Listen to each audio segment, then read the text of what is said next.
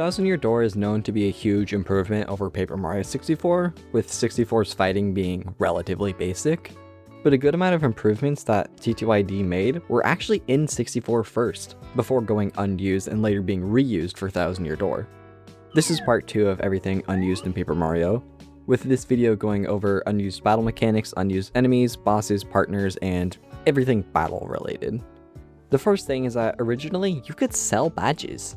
If you use badge duplication, or the practice ROM, you can get badges and all sorts of weird stuff into your item inventory. And if you take the badges to the shops, you can sell them and it works perfectly fine. And yeah, some badges are in the badge shop, and for those badges, the price they sell for is the same as what they cost to buy. Yes, I checked all the badges, they're the same. But every other badge in the game also has a selling price, even ones not sold in the shop, even unused ones. This implies that either every single badge was meant to be sold in the shop at one point, or you could sell them. I don't think it's super likely that every badge could be bought because there's way too many. And also the fact that every badge has a price, even stuff like Power Jump or Lucky Day that you get from NPCs. Either the way that you got every single badge changed completely and that happened late enough into the game that every badge has a sell price, or you were meant to be able to sell them, which just is more believable in my opinion. If this is true, there's a reason this feature was brought back for Thousand Year Door. I'd love to sell Mega Smash for 200 coins. There's more Thousand Year Door mechanics unused in 64, but before I talk about them, I want to talk about the unused enemies. First is a fully functional albino dino with 4 defense, and for some reason fire attacks don't work on it. I don't know if this implies that they were supposed to be a mini-boss instead of a puzzle, either one of the puzzles I guess.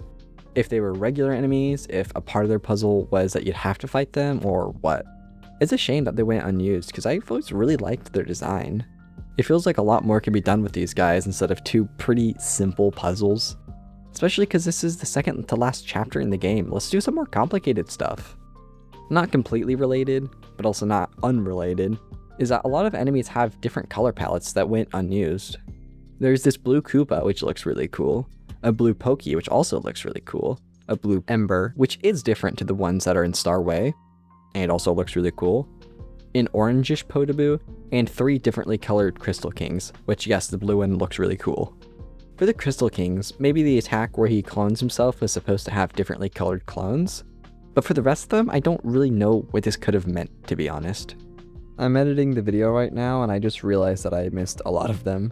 There's a blue Bandit, a light pink Bubble, 3 differently colored Lantern Ghosts, 2 different colored Raphael Ravens, sprites of the regular Master using the Final Master color palette, a weird like reddish Huff and Puff, a red Koopa, and a version of Junior Troopa with a spike but without any wings. There's also a red Goomba and Paragoomba, which are normal enemies and aren't the same as the red Goomba mini-boss. Same with this blue Goomba. I imagine these were scrapped not to cause confusion with the mini-boss ones. The red and blue Goombas were mini-bosses pretty early in development, so I don't think that these enemies were just made before the mini-boss was. There's also a blue Fuzzy, and also dark Paracoopas, which work pretty much how you would expect. Just faster Paracoopas, and if you jump on them, they just become Dark Koopas. These don't make you dizzy, which is the whole point of Dark Koopas, so maybe that's why they were removed. But you could also just add it where they make you dizzy, so I don't know. And then also there's a gray Magic Koopa, but on a stick. And the last unused enemy, I'm pretty sure this is pretty well known, but it's really cool. Originally, once you'd hit Waka enough times, there'd be a Waka boss instead of him just disappearing. This idea would be reused 24 years later in the remake of Thousand Year Door, if you completed the Pit of 100 Trials for a second time. You can fight him in 64 if you cheat into the fight, but it'll crash right as he attacks you. At least on the English version. Linked is this video by UDonkoX. They say that Waka is only in one enemy pattern, and that this one doesn't work right, so they had to make some minor adjustments to get the fight working. I don't know what all adjustments were made, but in this version he doesn't attack at all, and instead will run away after one turn. He's said to have 99 HP, but actually he has infinite. But as long as you do any damage, you'll be guaranteed a free Waka bump after the fight ends. The cutting room floor mentions that if you extract the scripts in Star Rod, the modding tool for the game, that there's 3 versions of the Waka enemy. I don't know if these two are 2 of the 3 or if the fight was reworked in the English version before never being finished or what.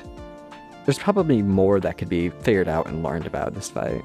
So this is what I mainly meant earlier when I said that 64 was designed to be more like Thousand Year Door. If you mess with the RAM while the strategies menu is open, you can use a defense move that works just like the one from Thousand Year Door. This is so much better than doing nothing. Why isn't this in the final game? People in the comments of my last video pointed out that the badge Yoke Yokeru's description sounds like it's describing super guarding. I'm not 100% sure if this is true, but it's a possibility. But if that's the case and it was actually added to the game, you could defend and super guard. Like, that'd be so cool.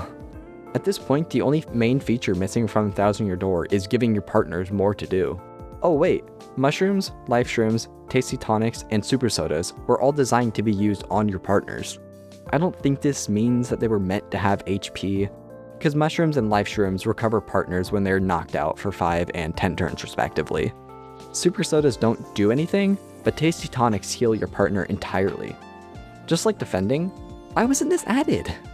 This would add so much more depth to the game. Attacks like Bowser's Wave, if you failed the action command, you could decide to either tank the damage loss of not having a partner for a few turns, or spend one of Mario's turns healing them. I don't know what the Super Soda would have done though, because normally that heals FP and partners don't have FP, though Tasty Tonics also work differently than they do for Mario, so I don't really know.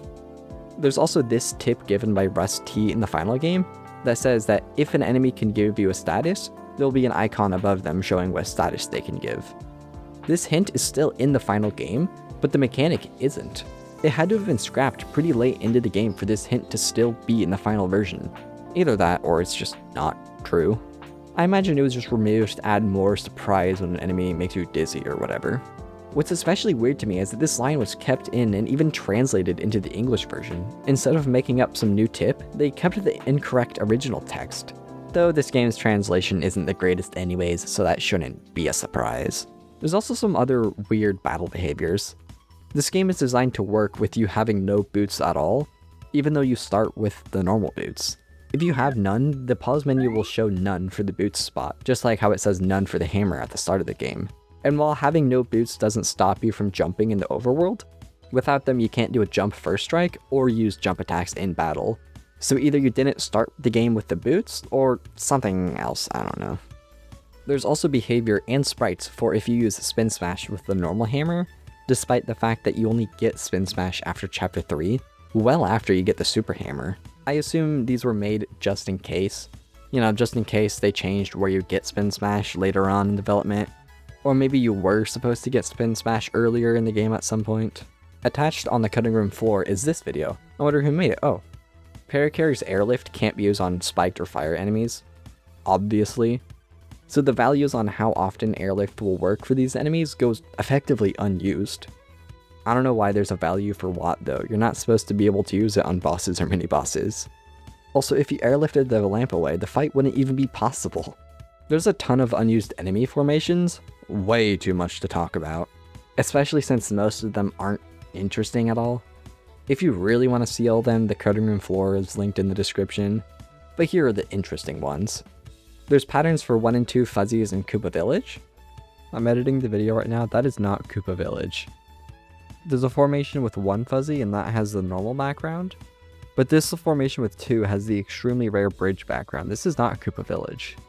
There's ones with 2 and 3 swoopers, but swoopers don't appear on the overworld on their own at all, so this kind of implies that they were supposed to. There's some with Shy Guys, and reading this is how I learned that normal Shy Guys will only show up with other normal Shy Guys. There aren't any used patterns that mix regular ones and special ones. All of these have a Medi Guy too, which is a little weird.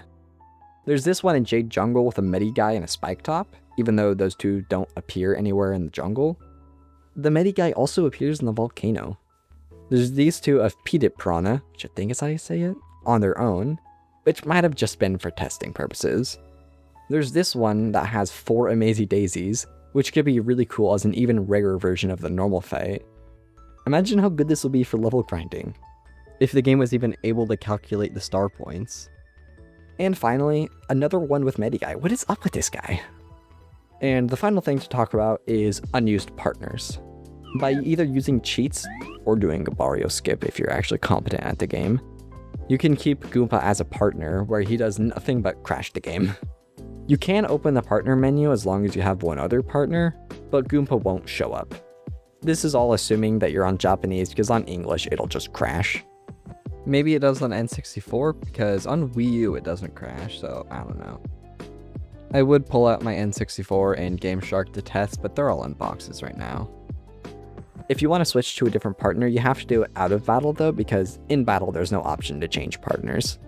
Then there's also Twink. Internally, Twink is just a partner that gets enabled and disabled during the Peach intermissions. I don't think that this implies that Twink was ever supposed to be an actual partner. I think the devs just reused the partner code to make the Peach sections easier to work on, which is valid. While he can't do anything while you're Mario, if you're Peach, it does actually work. Using glitches, you can fight enemies in Bowser's castle, and it does actually kinda work. Your first turn, you try and attack the enemy and do no damage, so then it's Peach's turn to charge Twink up, just for the game to crash when you take damage, because Peach isn't supposed to take damage and the game doesn't know what to do. Out of curiosity, I cheated Peach and Twink into Gusty Gulch to see how this works with enemies who don't attack on the first turn. Turn 1, Twink attacks and does no damage, Peach charges him, and the Goombas charge. And then turn 2, Twink actually deals damage, but he never comes back. He's just gone. I don't know what happened to him. You can see his sparkles on the top right of the screen, so he's up here somewhere just hanging out. I tried it on a regular Goomba to see if the issue was with the pair Goomba being too high up, but no, the same thing still happened. And then I got distracted and I had him attack a cleft, and he actually took damage from it and couldn't do anything the next turn. He didn't just shrug it off like he does in the final fight. The last unused partner is way more interesting though, because it's an actual unused partner, and it's Goombaria. In the overworld, she acts the same as Goomba, but if you enter a battle at all, the game will just crash. If you use a Game Shark code to set her as an unlocked partner, it'll still crash on English, but she'll show up in the partner menu on the Japanese version. She just can't be selected. Again, supposedly. This time I was on emulator since Wii U doesn't support Game Shark codes and it worked just fine, so I don't really know. I really don't know what this could mean. Was Goombaria supposed to be the first partner instead of Goombario? Was she supposed to follow you around at some point like Goomba? I really don't know. And there are actually remnants of other unused partners, but it makes more sense to talk about them in a later video, so stay tuned if you want to hear about them. Honestly, for the outro, I don't have anything written down. I don't really know what to say. Part 3 is probably going to be about the unused items. It's going to be kind of a short video, but there's not like a ton of items for like a really long video, but there's also too much to combine it into another video, so after part 3, I might do another video in between. I'm not really sure. I might just keep going. I don't know. We'll see. But anyways, bye.